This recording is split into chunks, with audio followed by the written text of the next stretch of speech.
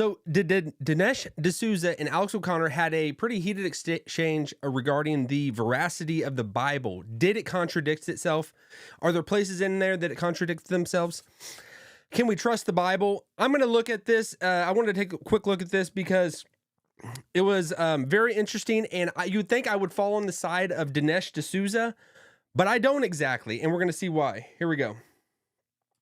Times another New Testament writer says that the family had traveled to Egypt. I don't think this is an attempt at metaphor or allegory, as I would say of Genesis. Whether you think that is or not, I would say that in the case of the Gospels, we can agree that on at least some instances, this is a clear attempt at mundane history. This is not an attempt at writing some kind of metaphor to explain a truth that's otherwise unknowable to the human mind. It's a very straightforward attempt to record what actually happened, and they contradict each other.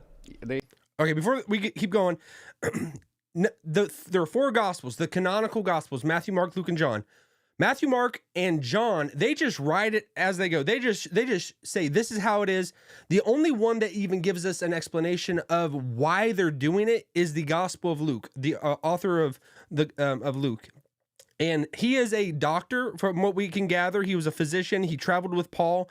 But at the beginning of Luke's gospel, he writes this, chapter 1, verse 1, inasmuch as many have undertaken to compile a narrative of the things that have been accomplished among us, just as those who from the beginning were eyewitnesses and ministers of the word have delivered them to us.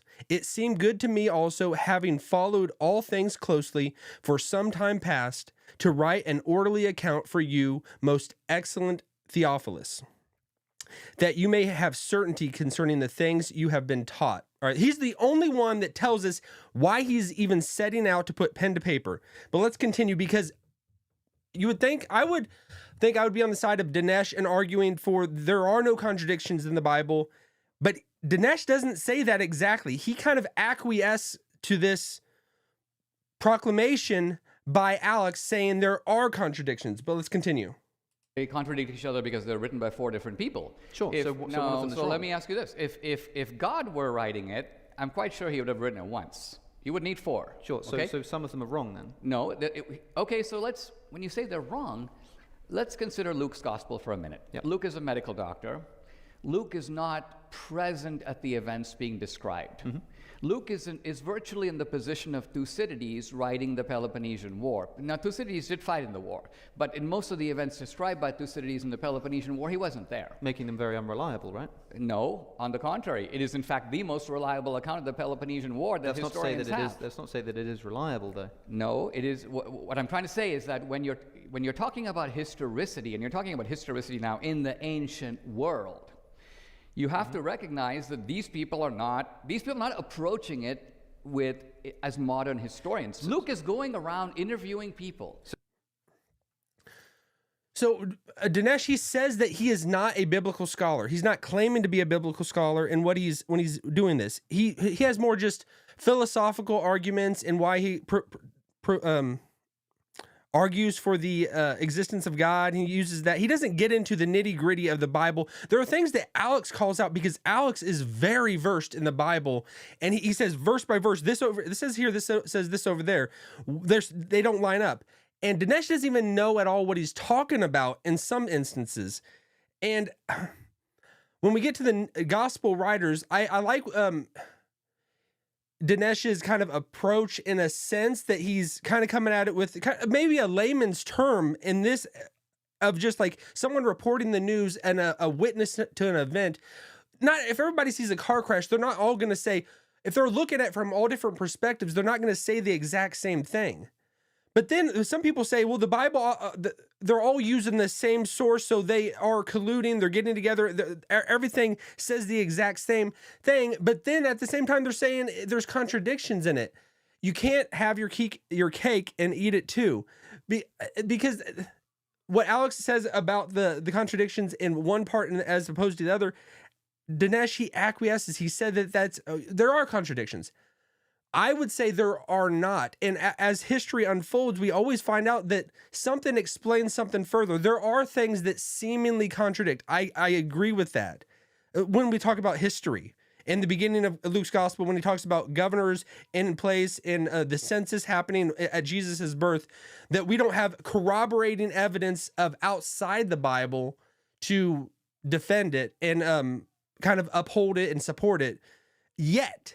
There's some things that we might not have exactly, but we always, it seems like people put the Bible on one table and say like elevate it, and then they don't treat other historical works the same way that they treat the Bible. And the Bible itself is a historical work. The guys didn't sit down and say, "I'm writing the Bible, everyone. Here we go." Luke didn't just say, "All right, you got me on camera. I'm going to start writing the Bible." No, he was writing just an account of the life he witnessed from the people he gathered kind of information from. So it would be different if they all just said the exact same thing, which they don't. But I want to continue. So let me ask this very, very straightforwardly then. Okay. Luke says that after the birth of Jesus, the family fled to Egypt. Matthew says that they went to the Jerusalem temple. Are they both correct, or is one of them wrong? Who the heck cares? I mean, look. Okay.